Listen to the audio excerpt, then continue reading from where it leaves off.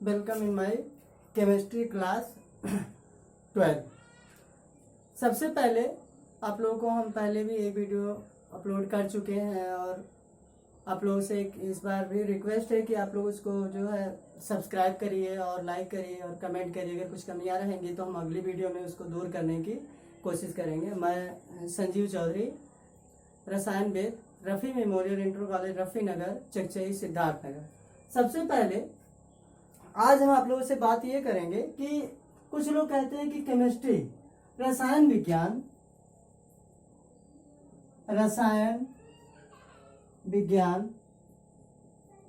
जब हम पढ़ते हैं तो भूल जाते हैं, या स्टार्ट कैसे करें ये हमारे लिए समस्याएं रहती है। और स्टार्ट भी करते हैं तो भूल जाते हैं, कुछ दिन पढ़ते हैं। क्या कारण है? तो हम आपको कुछ टॉपिक्स आज बताएंगे कि अगर उन टॉपिक्स को अगर आप सीरियल वाइज एक लीनियर में मतलब उसको आप तैयार कर लीजिए तो फिर आपको समझने में रसायन विज्ञान बहुत आसान हो जाएगी। आप ये कहिए कि एकदम आसान हो जाएगा आपके लिए। तो टॉपिक्स कौन कौन है, जिसे ये कहा गया chemistry for beginners to start chemistry, रसायन विज्ञान शुरू करने से पहले या हमें कितने दिन तक कैसे याद रहेगा, तो वो सब समझने के लिए हम आपके लिए एक आज क्लास लेकर आए हैं कि आप इस क्लास को आप पूरा वीडियो जब आप देखेंगे तो आपके समझ में ये आ जाएगा कि हम केमिस्ट्री शुरू कैसे करें, कहाँ से शुरू करें और कैसे खत्म होगा। और फिर हम जो भी अगर ये टॉपिक अगर आपका कंप्लीट तैयार है तो आगे की जितनी भी टॉपिक्स आपके सामने आएंगी आपको समझने में पढ़ने में कभी भी कोई भी प्रॉब्लम नहीं आएंगी। तो कौन कौन सी प्रॉब्लम है वो आप देखिए।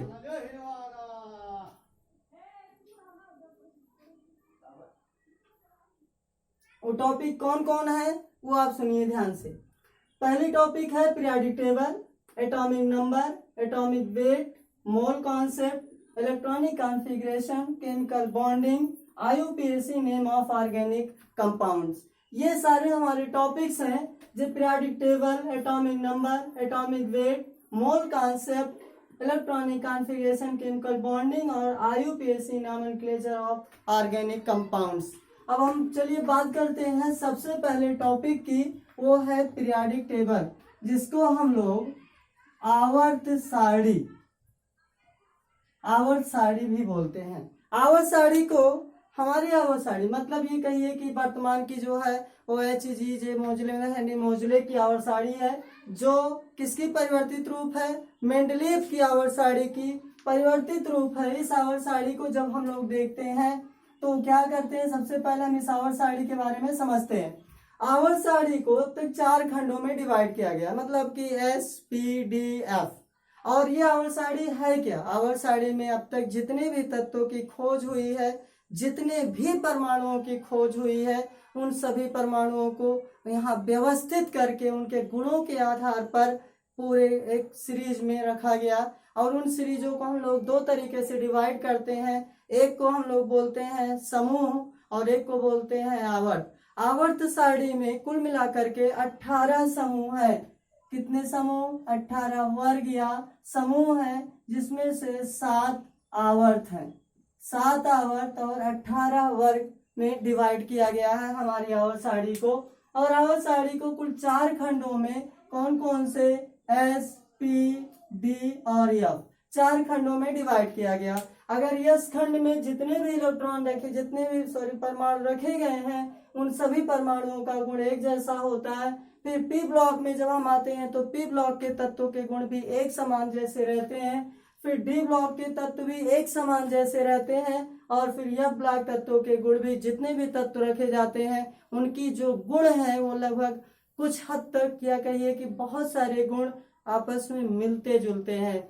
आवर्त सारणी में अब तक 118 तत्वों को रखा गया है व्यवस्थित करके। तो अगर आपको रसायन विज्ञान समझना है, शुरू करना है, पढ़ने के लिए तैयारी करनी है, तो हमें सबसे पहले जानना पड़ेगा कि पीरियोडिक टेबल क्या है, आवर्त सारणी क्या है। फिर हमारा दूसरा आता है एटॉमिक नंबर। एटॉमिक नंबर को हम एटॉमिक नंबर को कैपिटल Z से प्रदर्शित करते हैं। और ये एटॉमिक नंबर को हम लोग हिंदी में परमाणु क्रमांक बोलते हैं। परमाणु क्रमांक या कई लोग इसको परमाणु संख्या भी कहते हैं। परमाणु संख्या के नाम से भी बुलाते हैं। रही बात परमाणु क्रमांक क्या है, आवर्त सारणी में, इस आवर्त सारणी में जो तत्व रखे गए हैं वो व्यवस्थित रूप से जिस गुण के कारण रखे गए हैं वो गुण ही हमारा क्या है, परमाणु क्रमांक। मतलब कि हमारी जो आवर्त सारणी आज बनी हुई है या जो आवर्त सारणी हम लोग अध्ययन करते हैं उस आवर्त सारणी में परमाणु क्रमांकों के बढ़ते ही क्रम में तत्वों को रखा गया है। और परमाणु क्रमांक है क्या, किसी भी परमाणु में उपस्थित धनावेशित इकाइयों की संख्या को ही उस परमाणु का परमाणु क्रमांक कहते हैं। अब बात आती है कि किसी भी परमाणु में धनावेशित इकाई कौन है, धनावेशित है प्रोटॉन। धनावेशित इकाई क्या है, प्रोटॉन है। और प्रोटॉन मतलब कि ये हुआ कि किसी भी परमाणु में प्रोटॉनों की संख्या को ही हम लोग परमाणु क्रमांक बोलते हैं। मतलब जितना परमाणु क्रमांक है इसका मतलब हुआ कि उस परमाणु में उतने ही प्रोटॉन उपस्थित हैं। और यदि परमाणु उदासीन है तो उसमें उतने इलेक्ट्रॉन भी रहेंगे या होते हैं। उसके बाद एटॉमिक परमाणु क्रमांक मतलब कि आवर्त सारणी, पहली टॉपिक हमारी आवर्त सारणी जानना बहुत जरूरी, दूसरी टॉपिक एटॉमिक नंबर परमाणु क्रमांक जानना बहुत जरूरी। उसके बाद तीसरी टॉपिक आपकी आती है एटॉमिक वेट मतलब परमाणु भार। परमाणु भार भी जानना बहुत जरूरी। मतलब कि अगर हमें तीसरी टॉपिक जो हमारी है हमारी केमिस्ट्री को समझने के लिए, वो केमिस्ट्री समझने के लिए तो हमारा तीसरा पॉइंट आता है एटॉमिक वेट, परमाणु भार। परमाणु भार इतनी जरूरत है जितने भी हमारे न्यूमेरिकल क्लास होते हैं। न्यूमेरिकल क्लास मतलब मोल कॉन्सेप्ट और एटॉमिक वेट के बगैर हमारे कोई न्यूमेरिकल लगाए ही नहीं जा सकते। खास करके रसायन विज्ञान के लगभग ये कहिए कि 70 से 80% जो हमारे कॉन्सेप्ट होते हैं रसायन विज्ञान के न्यूमेरिकल, वो सब एटॉमिक वेट और मोल कॉन्सेप्ट के थ्रू ही होते हैं। परमाणु भार क्या, परमाणु भार किसी भी परमाणु का जो टोटल वेट होता है। सबसे छोटा परमाणु क्या है, हाइड्रोजन, क्योंकि उसका भार सबसे कम है। सबसे बड़ा कौन हो सकता है, जिसका भार सबसे अधिक हो। तो कुल मिलाकर के आप कह सकते हैं कि परमाणु भार भी एक हमारे इसी टॉपिक का सबसे इम्पोर्टेंट अर्थात बेहद इम्पोर्टेंट टॉपिक है, जिसको जाने बगैर हम रसायन विज्ञान अगर पढ़ने की कोशिश करते हैं तो भूल जाइए कि हम उसको समझ पाएंगे या पढ़ पाएंगे या न्यूमेरिकल पोर्शन हम जान पाएंगे उसके बारे में। फिर आता है मोल कॉन्सेप्ट, मोल संकल्पना। इसको हम लोग हिंदी में बोलते हैं मोल संकल्पना। मोल संकल्पना मतलब ये कि अगर मोल क्या, किसी भी पदार्थ की वह मात्रा जिसको हम लोग मापते हैं जिस इकाई में, वह इकाई ही हमारी क्या कहलाती है, मोल कहलाती है। मोल कहलाती है। रही बात मोल संकल्पना में कि कह सकते हैं कि एक मोल बराबर 6.0022 into 10⁻23 कण। अगर आप मान लें कि हमारे पास कोई एक मात्रा है, मान लीजिए एक मुट्ठी भर है, अपनी भाषा में उपयोग कर सकते हैं। तो एक मुट्ठी में हमारे पास मान लीजिए इतना एक मोल हमने कह दिया कि है, तो एक मोल का मतलब हुआ कि अगर एक मोल इतना है तो एक मोल में कितने कण होंगे, इतने कण होंगे। ये अवागाद्रो संख्या भी कहलाती है, अवागाद्रो संख्या भी कहलाती है। और उसके बाद जब हमारा मोल कहाँ से, और इस दोनों की जरूरत हम आपको पहले ही कह चुके हैं कि अगर आपको रसायन विज्ञान के न्यूमेरिकल्स पढ़ने हैं तो हमें न्यूमेरिकल पढ़ने हैं तो एटॉमिक वेट और मोल कॉन्सेप्ट का जानना बहुत जरूरी है। ये कह सकते हैं कि बगैर आप इन दोनों के कुछ भी जान नहीं पाएंगे या कुछ भी समझ में बिल्कुल नहीं आएगा। उसके बाद आता है नेक्स्ट टॉपिक, पांचवा टॉपिक जो सबसे इंपॉर्टेंट टॉपिक है। ये कह सकते हैं आपके पूरे जितने भी हमारे ये 7 टॉपिक हम बताएं आपको, इनमें सबसे इंपॉर्टेंट टॉपिक है वो है इलेक्ट्रॉनिक कॉन्फ़िगरेशन, मतलब जिसको हम लोग बोलते हैं इलेक्ट्रॉनिक विन्यास। इलेक्ट्रॉनिक विन्यास का मतलब क्या, कह सकते हैं आप अपनी भाषा में बंटवारा, कह सकते हैं आप अपनी भाषा में बंटवारा है। ये बंटवारा क्या है, कहते हैं कि जितने भी परमाणु होते हैं इन परमाणुओं में इलेक्ट्रॉन उपस्थित होते हैं। इलेक्ट्रॉन का आप जानते ही नाम सुने होंगे। इलेक्ट्रॉन पे ऋणावेश होता है, प्रोटॉन पे धनावेश होता है, न्यूट्रॉन उदासीन होता है। इसके अलावा बहुत सारे कण होते हैं परमाणु में, लेकिन हमें उन कणों का कोई महत्व नहीं है, क्योंकि उन कणों के रहने या ना रहने से परमाणु के अस्तित्व पे कोई प्रभाव नहीं पड़ता है। तो फिर हम आते हैं बेटा इलेक्ट्रॉनिक कॉन्फ़िगरेशन पर, इलेक्ट्रॉनिक विन्यास पर। मतलब किसी भी परमाणु में इलेक्ट्रॉन किस तरीके से व्यवस्थित है, किस रूप में है, वो s orbital, p orbital, d orbital, f orbital में डिवाइड किए जाते हैं। मतलब इलेक्ट्रॉन को व्यवस्थित किया है ऊपर वाले ने, और फिर उसको वैज्ञानिकों ने अपने तरीके से भी व्यवस्थित किया कि उस तरीके से कि किस उपकोष में कितने इलेक्ट्रॉन है, ये हम आसानी से उसको देख सकते हैं। तो चलिए बात करते हैं कि आज का वैज्ञानिक किस नियम का उपयोग करता है। ऑफ बाउ नियम, जो इलेक्ट्रॉनिक विन्यास बताई जाती है। बहुत इंटरेस्टेड है ये इलेक्ट्रॉनिक कॉन्फ़िगरेशन, जब आप पढ़ना शुरू करेंगे बहुत इंटरेस्टेड है। ये समझिए कि आप जब बार पढ़ना शुरू करेंगे तो आपका मन खुद कहेगा कि लाओ इसको हम पूरा कर डालें, पूरा पढ़ डालें, डिटेल में पढ़ डालें, और पढ़ेंगे भी आप। और बहुत आसान भी है, बहुत जल्दी आपको समझ में भी आ जाएगा। तो ये इलेक्ट्रॉनिक कॉन्फ़िगरेशन आपका बहुत इंपॉर्टेंट भी है और बहुत जरूरी भी है ये। उसके बाद इलेक्ट्रॉनिक कॉन्फ़िगरेशन में बेटा अक्सर किया जाता है कि आप बाउ। अब आप बाउ क्या है? आप बाउ किसी वैज्ञानिक का नाम नहीं है, बल्कि ये जर्मन भाषा का शब्द है, जिसका मतलब होता है रचना करना या निर्माण करना इन हिंदी में, और इंग्लिश में बिल्डिंग अप, किसी चीज का निर्माण करना, बना देना ही क्या कहलाता है? ऑफ बाउ का नियम। तो क्या बनाना है हमें? इलेक्ट्रॉनों का कॉन्फ़िगरेशन करना है, इलेक्ट्रॉनों का विन्यास बनाना है, उनको व्यवस्थित तरीके से रखना है। तो वही नियम ही क्या कहलाता है? ऑफ बाउ का नियम कहलाता है। ये आप कह सकते हैं कि आपकी पूरी टॉपिक का, इन सभी टॉपिक्स में बहुत ही इंपॉर्टेंट टॉपिक है इलेक्ट्रॉनिक कॉन्फ़िगरेशन, अगर आपको रसायन विज्ञान समझना है तो। उसके बाद नेक्स्ट टॉपिक आता है, छठवां टॉपिक, रासायनिक बंधन। रासायनिक बंधन, रासायनिक बंधन क्या है? जैसे मान लीजिए कि आपको किसी ने कह दिया CO2, कार्बन डाइऑक्साइड। अब कार्बन डाइऑक्साइड आप देख रहे हैं कि इसमें एक कार्बन है, 2 ऑक्सीजन। तो ये कार्बन और ऑक्सीजन मतलब कि कुछ इस तरीके से जुड़े हुए हैं।